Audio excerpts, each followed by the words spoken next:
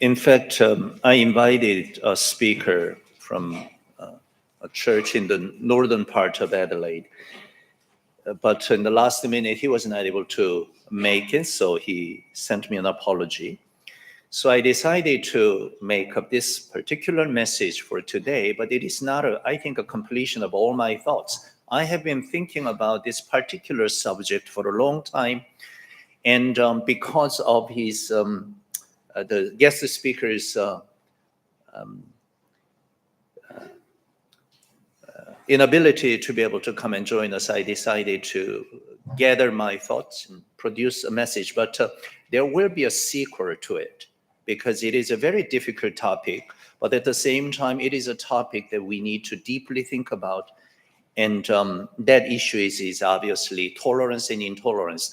It is closely related to anti-discrimination law in Australia, at the same time, politically correctness sort of movement, and how we should respond to those matters, and what is our understanding of tolerance and intolerance. And so there are a lot of things we need to consider. So even though I may pour out a lot of things this morning, it's just a fragment of even deeper thoughts. And so I promise that there will be some sequels to this message. And the reason that I chose 2 John chapter 1, verses 1 to 4, in fact, it has only one chapter anyway, is because not necessarily I'm planning to use this passage as a kind of a base of my message, but there are two words in particular which must be well recognized as we think about the topic of tolerance and intolerance. That is found, those two words are found in the latter part of verse 3, truth and love. Truth and love are making up a very good pair. And throughout this particular epistle, you can find quite a frequent utterance of these two words together, truth and love. So tolerance is basically based on that idea, combined force of truth and love. I wonder if there are words more revered than tolerance in our Western, secular, and liberal world. This word suggests the disposition to be patient and understanding toward the people of differing opinions or practices. It suggests freedom from severity or bigotry in judging the conduct of other people. One of the Bible's great chapters speaks of it in this way. In 1 Corinthians chapter 13, verses 4 to 7, love suffereth long and is kind. Love envieth not. Love vaunteth not itself, is not puffed up, doth not behave itself unseemly, seeketh not her own, is not easily provoked, thinketh no evil, rejoiceth not in iniquity, but rejoiceth in the truth, beareth all things, believeth all things, hopeth all things, endureth all things. I think lots of tolerance is involved in the definition of the word love. There was a time when evangelical Christians thought that it was not appropriate to be involved in public life. So one of their favorite songs was, "This world is not my home, I'm just passing through, and I can't feel at home in this world anymore." Probably many of you even memorized this song.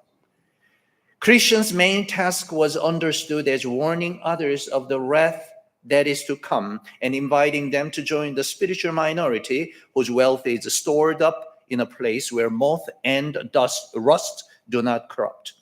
However, it is also true that we have to live a life on earth which cannot but be affected and influenced by culture, law and order, political systems, changing thoughts and minds of the times, and so on. In other words, we have to live with all kinds of unchristian social environments and people not sharing the same faith.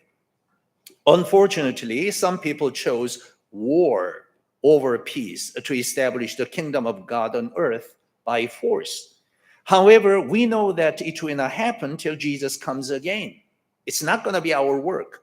Romans chapter 14, verse 19 says, "Let us therefore follow after the things which make for peace, and things wherewith one may edify another." So we are exhorted to live by making peace.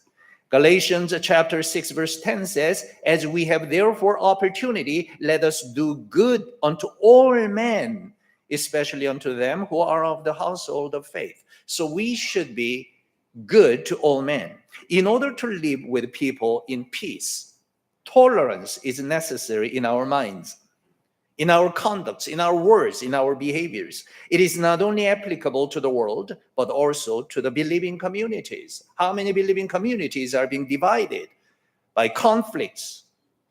When tolerance disappears, conflicts, fights, wars, hatred, and all kinds of evil atrocities will eventually happen. We do recognize the importance of tolerance in this world. The word tolerance derives from the Latin word meaning to endure. The thing to be endured is always some person, idea, attitude, or action that we believe to be wrong. It follows from the definition, then, that tolerance involves our attitude toward error, or at least toward what someone believes to be error.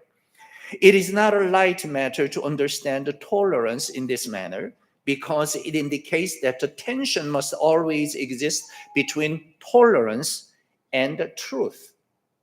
Because the truth is related to wrongs, and tolerance also is related to wrongs.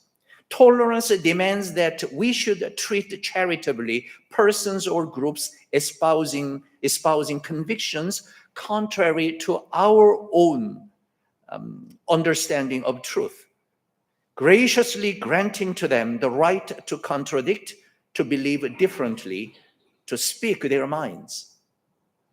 On the one hand is commitment to truth, on the other, an obligation to be gracious, generous-hearted toward those opposed to that truth. Unable to resolve this dilemma, some men have traditionally sought to escape it by embracing one extreme and forsaking the other. Some have chosen to pursue truth zealously and despise toleration as softness. Ardor for truth has forever been the assassin of tolerance, a cloak for the most evil and revolting human passions. Wars have been waged for the glory of God. Bloody crusades and merciless inquisitions have been staged. Atrocities unspeakable have been committed in the name of truth, like Saul of Tarsus.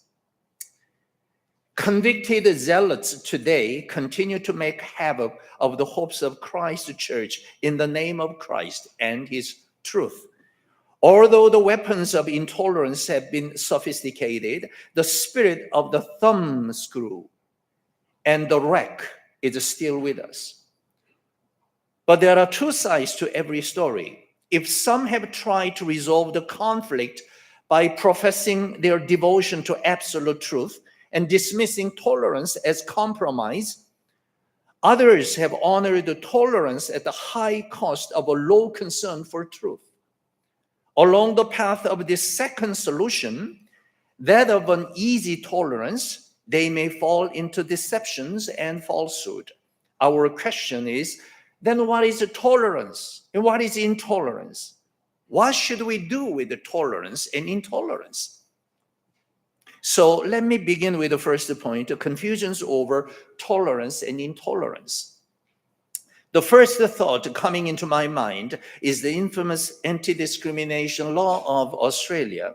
The law defines discrimination as follows, in quote, discrimination occurs when a person or a group of people is treated less favorably than another person or group because of their background or certain personal characteristics. This is known as a direct discrimination. It is also discrimination when a rule or policy applies to everyone but has the effect of disadvantaging some people because of a personal characteristic they share. This is known as indirect discrimination. The Attorney General's office says of the reason why we need this law as follows. This is a quote again, in quote, non-discrimination is an integral part of the principle of equality. It ensures that no one is denied their rights because of factors such as race, color, sex, language, religion, political or other opinion, national or social origin, property, or birth. In addition to these grounds, discrimination on certain grounds may also be prohibited. These grounds include age, nationality, marital status, disability, place of residence within a country, and sexual orientation. End of quote. There are a few words we need to notice, which are like a principle of equality. What is equality? In fact, when these words look and sound wonderful and beautiful, in fact, your impression of these words may not be the same as the impressions made by the law, because it all depends on who is going to define those words. And there is another term like no one is denied their rights. Who is no one and what is rights? And some of the categories of discriminations based are quite interesting too. These categories include race, color, language, national and social origin, or property or birth. On the other hand, religion, political, or other opinion. There are a few reasons why we need to consider such a dichotomy by classifying the categories of discriminations. First of all, one kind is something that we are born with. Second, the other kind is something that we gain or obtain as we grow older. Ideologies belong to this category, and they include religions, political opinions, or sexual orientation. And we recently saw that some political figures became targets of violences. We also have seen wars in Ukraine and in Gaza. We all agree that we cannot and should not discriminate anyone based on something they are born with, because they cannot do anything about it. We did not choose our families, and we did not choose our own ethnic groups. We did not choose, the color of our eyes or hairs, or we did not choose to be born with any particular place of residence. We were born with it. They cannot do anything about it. However, when we come to the second category, which is of moral-like ideologies, we begin to be confused.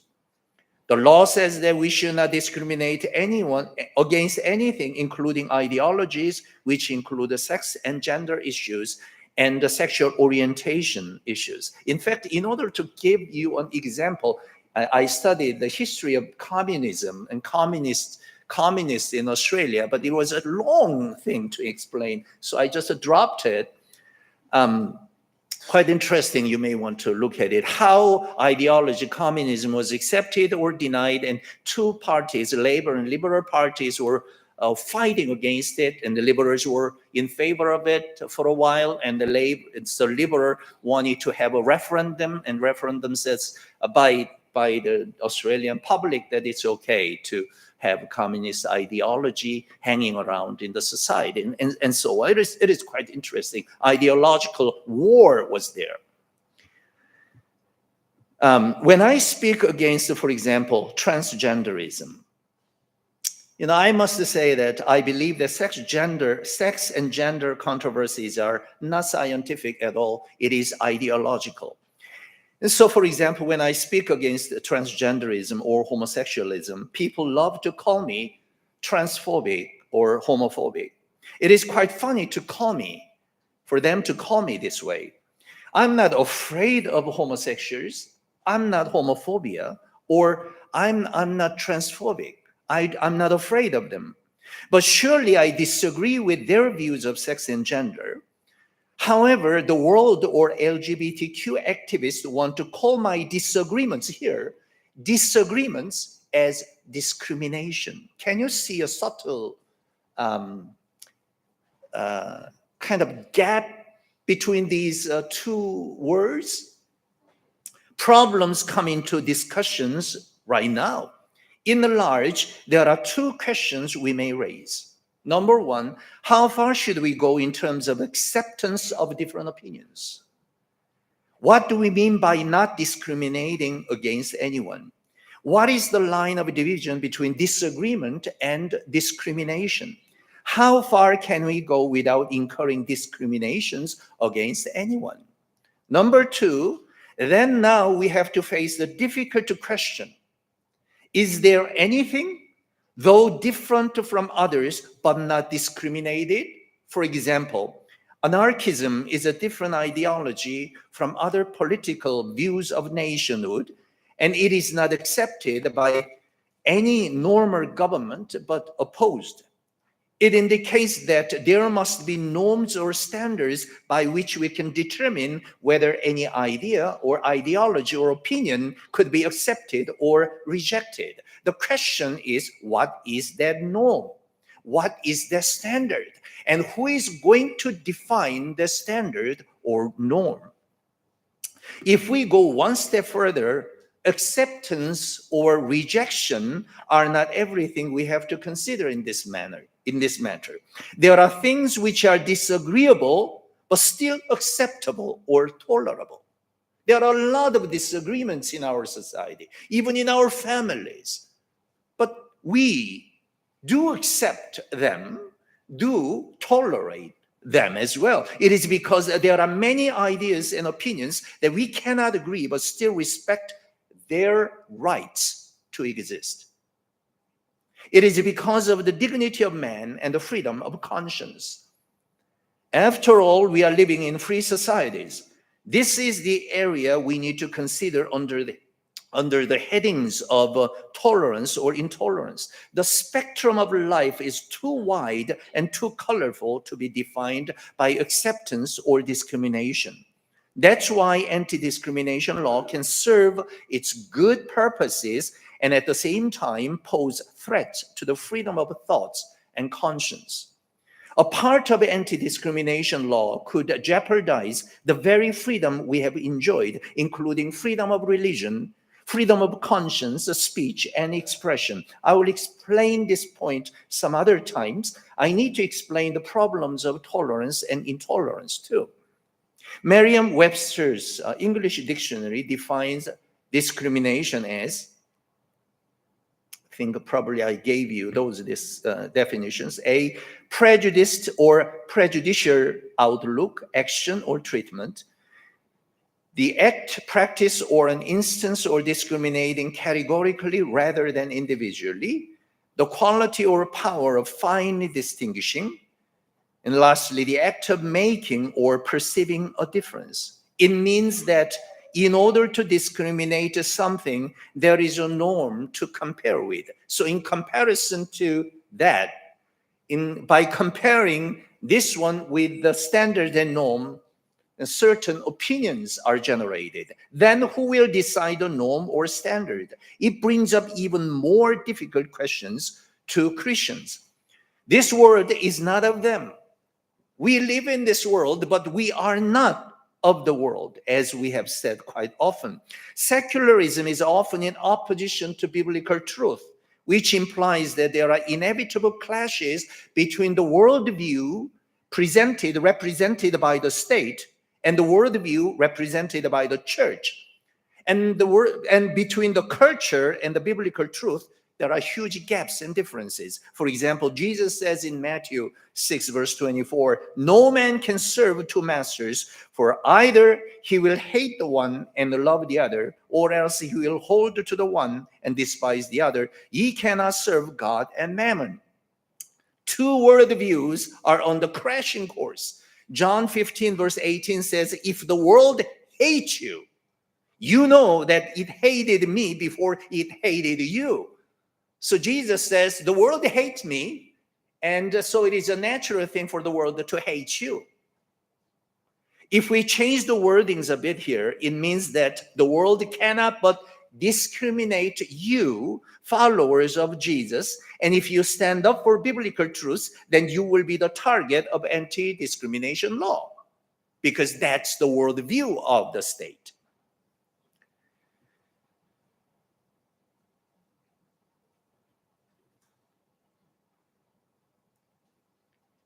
So because of certain biblical convictions you have, if these laws are not properly restricted, you may be targeted.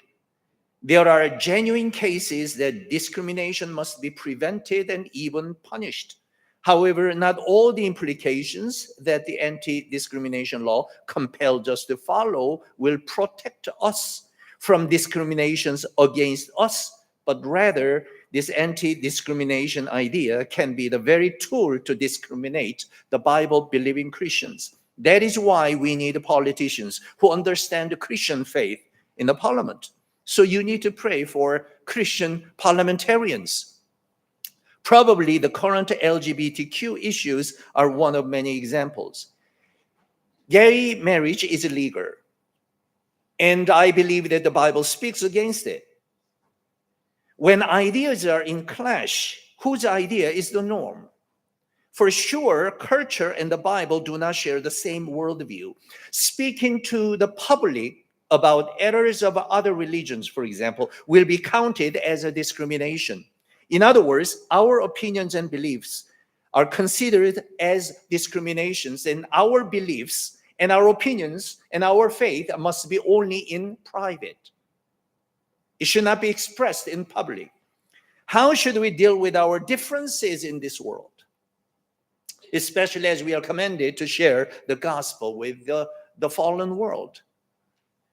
We are confused over the concept and understanding of two words, tolerance and intolerance. I think that tolerance and intolerance issues are not much different from discrimination and anti-discrimination issues or political correctness issues. Let me remind you of the definition of tolerance by Merriam-Webster's English Dictionary once again. Tolerance means capacity to endure pain or hardship, sympathy or indulge for beliefs or practices different from or conflicting with one's own. The act of allowing something, and lastly, the allowable deviation from a standard. According to this definition, we find that while discrimination seems to indicate exercise and practice of the power of prejudice in the forms of discriminatory actions, words, and behaviors against the ones who are not conformed to certain sets of ideas, concepts, and outlooks, tolerance implies the scope and duration of accepting and enduring the differences with not so agreeable ideas, concepts, and outlooks. To the contrary, the idea of anti-discrimination forces us to accept different ideologies as not only equal, but also truthful as our ideology or beliefs, by which it declares that all ideologies are equally valuable and equally truthful.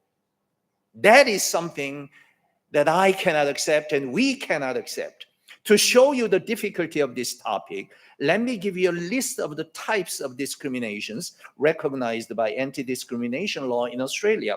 There are types of discriminations against age, association with a child, caring responsibilities, disability, assistance animals, therapeutic animals, domestic abuse, gender identity, intersex status, marital status, pregnancy, race, religious dress, mainly probably burqa, possibly including symbols like a cross and Christmas decorations in public, etc., sex, sexual orientation, and spouse or partner's identity.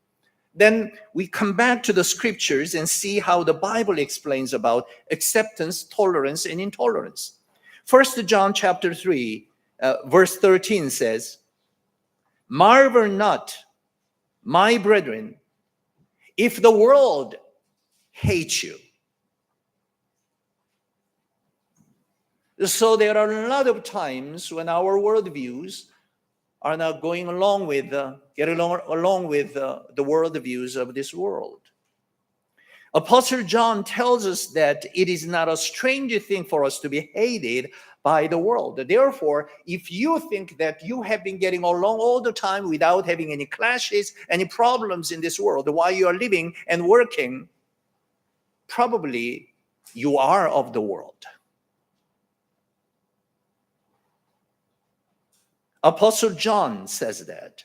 Jesus says in Revelation chapter 2, verse 6, "But this thou that thou hatest the deeds of the Nicolaitans, or which I also hate. Here, Jesus says to this Ephesian church, thou hatest the deeds of the Nicolaitans, which I also hate. Jesus hates the deeds of Nicolaitans, wherever and whatever they were. And also he says in Revelation chapter 2, verse 15, so hast thou also them that hold the doctrine of the Nicolaitans, which thing I hate. So here doctrines are beliefs and ideologies. Jesus hates both the deeds and the beliefs of the Nicolaitans. There is no room for tolerance according to this verse about Nicolaitans. 1 John chapter 2 verses 15 and 16 is very clearly says this, love not the world, neither the things that are in the world. If any man love the world, the love of the Father is not in him. Therefore, the worldview of this world and your worldview, if they are completely agreeable and compatible, this is what John says, the love of the Father is not in you. And 1 John 2, verse 16 says, for all that is in the world, the lust of the flesh and the lust of the eyes and the pride of life is not of the Father, but is of the world. Then we find that there are tensions between Christians and the world. These tensions are real and serious to us who should be the light and salt of the world. There are religious groups believing that their faith is the only right kind and all others must be decimated. They are intolerant to others. Then what is our understanding of tolerance or intolerance as the believers of Christ? And I'm not just talking about you only, but I'm talking about your children as well. Your family devotion at home, your Christian education at home is going to be extremely helpful and extremely deterrent of the encroaching of worldviews of this world into the hearts of your children. So that's why it is so important for you to understand this. Then why reasons causing confusions over tolerance and intolerance? First, the world has adopted relativism as a new norm. Relativism. Jacques Maritain, the well-known Thomist philosopher, has observed that, in quote, it is not unusual to meet people who think that not to believe in any truth is a primary condition required of democratic citizens in order to be tolerant of one another, end of quote. So in other words, if you want to have perfect democratic society, then you need to get rid of all kinds of ideas about truth. There is no absolute truth. That's the idea. As for the believers of relativism, absolute truth is the enemy of all troubles. The absolute truth discriminates untruth and refuses to tolerate it. To the contrary, relativism accepts all truth claims are truthful. Therefore, if you try to share the gospel message with someone, those ones who have been already brainwashed by relativism, they will say, it is good. You believe in Jesus. It sounds like that it is good for you, but it is not good for me. And I have something else that I do follow. I have my own convictions. It is good for me. So it is good for you. It is not good for me, but that is good for me. It may not be good for you. But everybody has something which is good for them. Therefore, it denies any intolerance against any absolute truth claim. It rejects any absolute truth in some ways. So relativism denies the existence of absolute truth. Thus, when Jesus claims that he is the way, he is the truth, he is the life, and then no man comes to the Father but by him, he is judged as a bigot. Jesus says in John chapter 3, verse 18, he that believeth on him is not condemned, but he that believeth not is condemned already, because he hath not believed in the name of the only begotten Son of God. That is absolute truth, and relativism hates it. John 3:36 says, he that believeth on the Son hath everlasting life. He that believeth not the Son shall not see life, but the wrath of God abideth on him. Thus, the biblical truth, the absolute truth, proclaims that all men are sinners. Oh, relativism doesn't like it. And they must repent of their sins, absolute truth says. The absolute truth is very much a self-assertion. Matthew 7, verse 21 says, not everyone that saith unto me, Lord, Lord, shall enter into the kingdom of heaven, but he that doeth the will of my Father which is in heaven. It is an exclusive privilege for certain people to enter the kingdom of heaven. Exclusivism. Oh, that's a hateful word for a relativism. In contrast, relativism denounces such a claim as bigotry. It argues that there are many ways that lead us to heaven. These ways could be Islam, could be Buddhism, Hinduism, Deism, or any religion. Thus, relativism hates the gospel truth. But we find an oxymoron here. Relativism promotes tolerance while it is intolerant to Christian faith. It talks about tolerance, but it is very much intolerant to Christian truth. Thus, it says of tolerance of intolerance. Relativism appears to fit in the democratic society. If zeal for truth produces intolerance, the line of logic runs, then the democratic society must diminish passion for absolute truth. Because of the claims of absolute truth, there are a group of people who are intolerant to other people. Therefore, diminish such a passion for absolute truth, then we will have a successful democratic society. Features of democracy oftentimes includes freedom of assembly, association, personal property, freedom of religion and speech, voting rights, freedom from unwarranted governmental deprivation of the right to life and liberty, and minority rights. Therefore, all men and women must be treated equally. However, it does not stop there either. It demands that all ideas must be equally treated. All these words sound right and good. You know, there are a lot of different opinions. It's okay. However, when it comes down to the ideas, we cannot but face huge problems. For example, let me say about the religions. Hinduism serves a multitude of gods and goddesses. Christianity believes in only one God. Relativism tells us that these two religions are equally truthful. Our response is, really, Concerning Jesus Christ, Islam says that Jesus did not die. Judaism says that Jesus died but did not rise again from the dead, or that the disciples of Jesus stole his dead body and spread the lies of his resurrection. And Christianity says that Jesus died but rose again from the dead, and he will come again. And relativism says that all these religions are equally truthful, while Christianity proclaims in 1 John chapter 5, verse 12, he that hath the Son hath life, and he that hath not the Son of God hath not life. Paul says in Romans chapter 1, verses 3 and 4, concerning his Son Jesus Christ our Lord, which was made of the seed of David according to the flesh, and declared to be the Son of God with the power according to the Spirit of holiness by the resurrection from the dead. So resurrection of Christ Jesus is the essential, crucial part of the confession of Christians. Well, liberal Christians really do not care about only way to heaven through Christ. They deny even bodily resurrection of Jesus.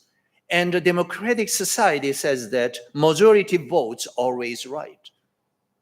Is it so? Let me then give you bad news. I must say that God is neither liberal nor democratic.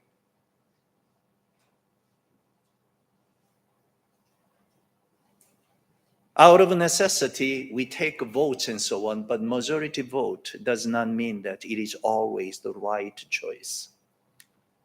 I think, from Christian perspectives, according to the referendum, gay marriage was right. It was majority vote, so we have to follow the law. But Bible-believing Christians will have to say in their conscience that that is against the biblical teachings. Majority vote does not take us always to the right places. You have to always remember this in your church ministry. Always remember that. And relativism promotes misguided ideas of toleration. Relativism sounds good and right. However, if we look into this claim very carefully, we may find some inherent problems with it, with what it promotes. A person whose standard is low does not need to be told about tolerance because he accepts anything anyway. A society that has a very low estimate of truth need not talk about tolerance. For tolerance is a quality reserved for men who have something at stake. Edmund Burke wrote these timely words in 1790, in quote, "We hear these new teachers continually boasting of their spirit of toleration, that those persons should tolerate all opinions, who think none to be of estimation is a matter of small merit. Equal neglect is not impartial kindness. The species of benevolence which arises from contempt is not true charity." End of quote. How true that is. The society that promotes relativism is not qualified to talk about tolerance. However, the world challenges and rebukes Christians for their intolerance and advises them to be tolerant. It is a case that the word tolerance is on the wrong side, in the hands of wrong party. The world behaves as if it tolerates lots of things by not tolerating the absolute truth. Thus, in fact, relativism accepts everything as equally truthful. It implies that relativism does not need any tolerance because it accepts anything and everything. Thus, it does not have anything to tolerate at all because it accepts all. Then relativism becomes the license for every evil. Relativism denies absolute truth, and thus it is lack of interest in what is right and what is wrong. It may not be good for you, but it is good for me. Anything is acceptable according to relativism. If everything is relatively truthful, then everything is right, which embraces the wrong itself. How did our mankind come to this philosophy? Really amazing. How do we so casually put up with things that repel the previous generations? How have we really matured? Have we grown sophisticated? Or have we lost heart in the search for truth, lost the touch with objective standards, and brought chaos upon ourselves? When relativism fails to distinguish between right and wrong, it ultimately condones wrongs. So natural to mankind is intolerance in which they really care about. It is not too hard to understand it. For example, we really do not care about things that we are not passionate about or we are not interested in. However, we are inclined to be strict about what we care about. The world is intolerant toward the absolute truth of the Bible because what it cares about is relativistic worldview. Then the relativism becomes an absolute truth. Relativism measures and judges the claims of absolute truth and declares that there is no absolute truth. Therefore, it deems every claim of absolute truth as evil, by which relativism becomes an absolute truth. It becomes the norm. It becomes the standard. Whatever is disagreeable with relativistic judgment is considered evil. Relativism has become a dogma. So that's why the world hates absolute truth proclamations. The thought behind relativism is to accept everything as equal value, by which there is no intolerance against anything. But now, in the name of relativism, absolute truths are rejected and not tolerated. Therefore, the world says that it is okay for Christians to believe in Christian doctrines, but it is equally all right for all others to follow their own ideas because all are equally truthful. Relativism has become an absolute truth itself, by which it denies the absolute truth of the Bible. Let me give you another example. Dr. Maya Wiley, American lawyer, professor, and civil rights activist, was asked by the US Congresswoman Miss Mace of South Carolina about what woman is. In fact, if you go to YouTube, maybe if you type, Dr. Maya Wiley and Miss Mace of South Carolina, you may find the few minutes of YouTube clip. And so, what is a woman? American lawyer, professor, civil rights activist. What is a woman? And this is the answer from Dr. Wiley. She says, a woman is a person who says she is. So if a person says, whether biologically male or female, it doesn't matter, and male here, it says, I'm a woman, then definition is satisfied. And so that person is a woman. To me, man is always man and woman is always a woman. He is he and she is she. He is not she or they, because simply he thinks that way. I cannot change the absolute truth. God has ordained. And by the way, these are the things that your children are learning from school. And especially the universities, academians, especially sociologists. Probably from Christians' point of view, they are, or those places are the most unreliable places and unreliable people. And that's why it is important for parents to educate their children at home with the scriptures. There are serious changes of definitions of tolerance and intolerance, which amplifies confusions over these words. Tolerance has become part of the Western plausibility structure.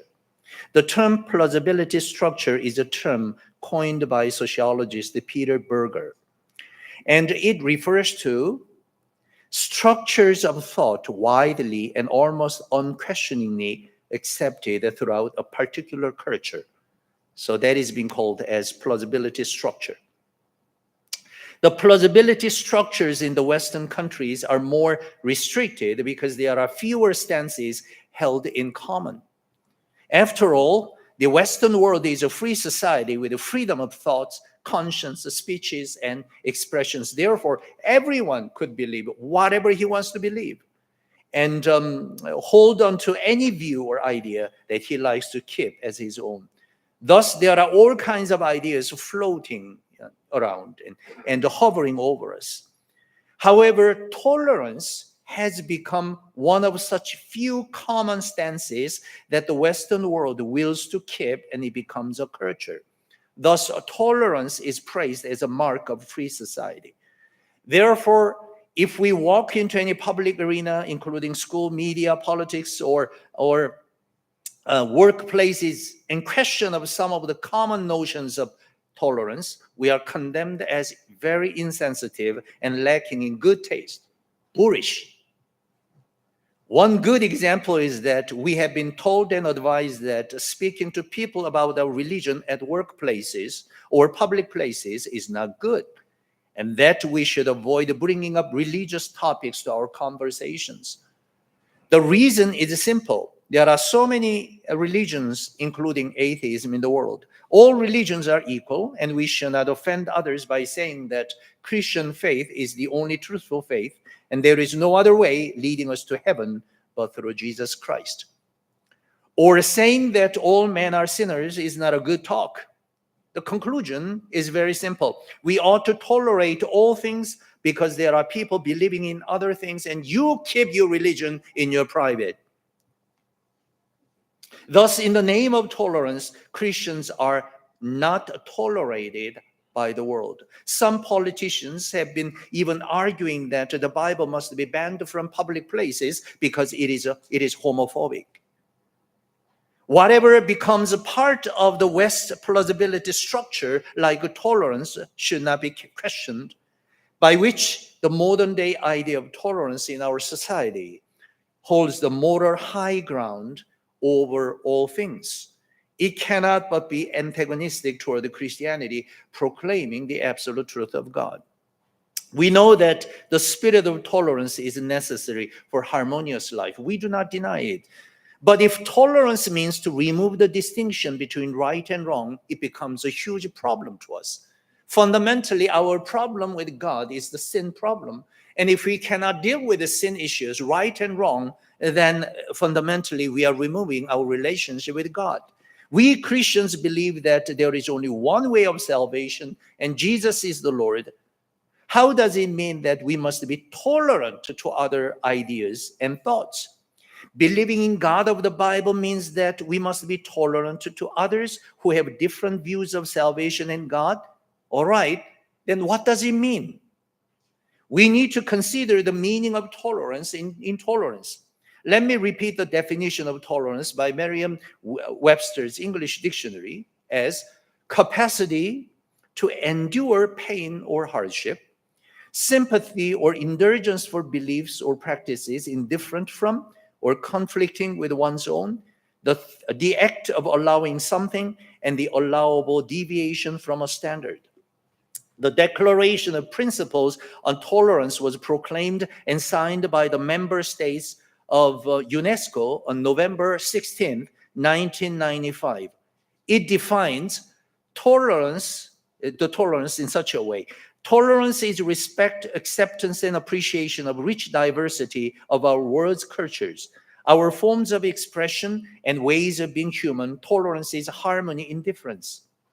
It is not only a moral duty, it is also a political and legal requirement. Tolerance, the virtue that makes peace possible, contributes to the replacement of the culture of war by a culture of peace. It sounds good and wonderful, unless the word definitions in this statement are the same definitions as we have for those words. There is a serious issue hidden behind it. First of all, we recognize other people's right to have different beliefs or practices. We have never denied it.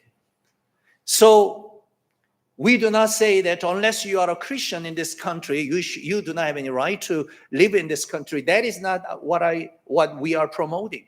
We say that we have the right to exist as Christians in this country. Likewise, if you have different views and opinions, different religious convictions, and so on, you also have the right to exist. However, accepting the different views of other people is a different matter. Accepting the differing views of other people. We do recognize their right to have different beliefs or practices. However, accepting the different views of other people as if they are the same as ours is an issue. There is a problem. This is a different matter. To accept that a differing or opposing position exists and deserve the right to exist is one thing. So we do recognize that we must be freely coexisting. However, to accept the position itself means that we are no longer opposing it. We do recognize their differences, and we do recognize their right to exist, just like we have the right to exist. However, we do also say that they are different from us. we do not accept their positions. Out of this confusion, new definition of tolerance emerges.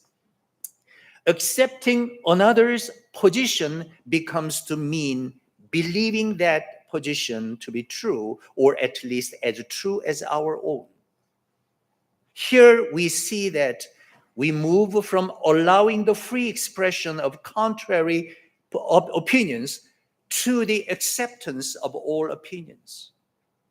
So we are permitted, we are allowed to express our views, and different religious groups can coexist in one society. However, that does not mean that every belief is equally true and equally valid. In a word, we have lost our right to express our objections and oppositions to other views. As soon as I say that Christ is the only way, they are arguing that I am intolerant. What are you talking about? What they are saying is that you should recognize our right to exist. At the same time, you should accept our views too. So there is no more difference in existence. We proclaim that there is one God in three persons, but there are others who deny it. When we declare that there is no righteous, even not one, there are others rejecting it. If we must accept all ideas to be equally truthful, then there is no more existence of differences. We face huge challenges because of these confusions. For example, as you know, I strongly oppose gay marriage as unbiblical, and thus I speak against it. However, gay marriage has become legal in Australia. It is not an offense for anyone to marry with the same sex. Then what is my position to such matter? Am I tolerant or intolerant? Here comes two kinds of definitions of these words. I believe that I should be allowed to express my thought freely, and only God is the Lord of my conscience. Therefore, when I preach the word from this pulpit, I will follow my beliefs and convictions based on the Bible. Then pro-gay groups will protest that I am intolerant of them. They will say that my speech is a hate speech. They immediately become intolerant toward me and express their hatred toward me. It is all because of their definition of the word tolerance. Their understanding is that if I were a tolerant person, then I must accept all their different views as mine. I need to point out that they could exercise their legal rights to express their views about my views, and I also need to insist that I must be allowed to express my thoughts freely as the scripture guides me. So they have a right to express their hatred toward me. But I also have the right to express my understanding of the scriptures on that issue. Then immediately they are saying that my speech is hate speech, but their speech is not. According to the original meaning of Merriam-Webster English Dictionary we read before, tolerance refers to our willingness to put up with a lot of opinions with which we disagree. So I disagree with them, but in the society under the same law, I need to put up with it. And likewise, they must put up with me. But the law says that's a discrimination. And sociologists are saying that I am intolerant. That harms and destroys my freedom of free speech and free expression. Can you see what we have been losing now?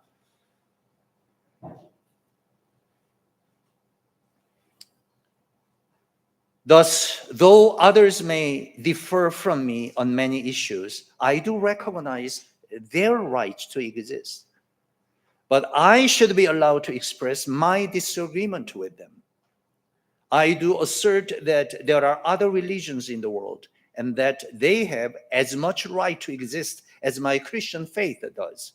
Thus, I declare that Jesus is the only way to God. That is the expression of the absolute truth in the scriptures. I would not proclaim that all other thoughts and believers must be extirpated. I do not go out to destroy them. No, I do recognize their right to exist. It is something that belongs to God.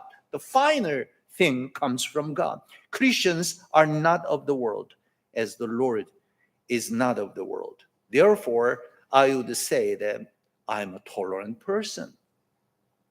I do recognize their right, but they do not recognize my right to express what the truth is talking about from the scriptures.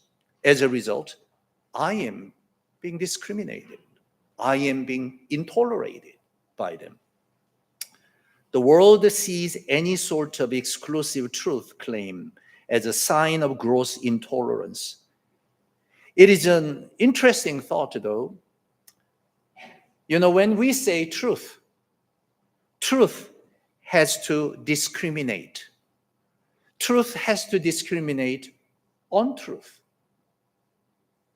If anyone claims any kind or any level of truth, he cannot but discriminate all other thoughts as untruth. Otherwise, he cannot make any truth claims. Therefore, on the one hand, relativism claims its truthfulness. It intolerates the Christianity, and relativism is extremely illogical. We must understand the two sides of tolerance. There is legal tolerance. Mark 12, verse 17 says, "And Jesus answering said unto them, Render to Caesar the things that are Caesar's, and to God the things that are God's." And they marveled at him. What Caesar must do is legal and social order in a chaotic world. The government is responsible to protect Christian churches from persecutions and to give them freedom of worship, including free expressions of their faith and free exercise of their conscience. Likewise, others should be protected from wrongful persecutions.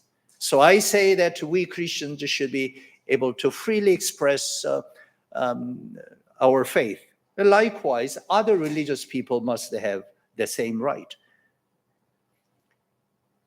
Let me take an example. I would say about the freedom of Christian churches and schools and organizations to choose their own staff and students according to their beliefs.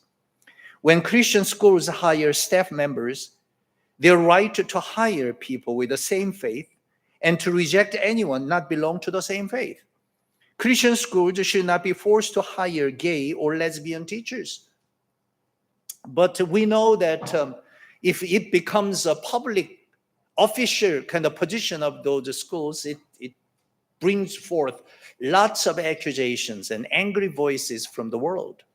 And last year or a couple of years ago, we saw it happened in one of those Christian schools in Queensland. Even government threatened the school unless they removed that particular clause that those LGBTQ, those things were not allowed in the student body, and staff members must respect it, and so on.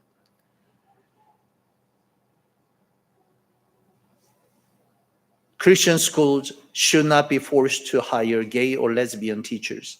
This legal tolerance must be defended, and it should be applied to all businesses, I believe. And there is social tolerance. We are living in multicultural society. People are coming from different backgrounds, and everyone should be able to live peaceably without slights and condescension. All men and women are created with the image of God. Therefore, everyone must be respected regardless of their backgrounds. Any concept of tolerance must not cancel the biblical truth that all men and women must repent of their sins and believe in Jesus Christ. Then the remaining issue is how we can do it. It will remain as a learning material for another message. Tolerance is important to any human society. However, this word needs to be properly defined. Tolerance must be a benevolent attitude to recognize that different opinions do exist and do not demand acceptance of all opinions as equally truthful. Therefore, we have a freedom to express our opinions without fear and to show our kindness to others. Disagreement should not be misunderstood as discrimination. We have a right to disagree. We will preach the gospel to the world while we recognize the right of others to exist. Freedom of conscience and freedom of free speech must be allowed while we respect others' freedoms, though there are differences and disagreements between us and them. Recognizing differences is not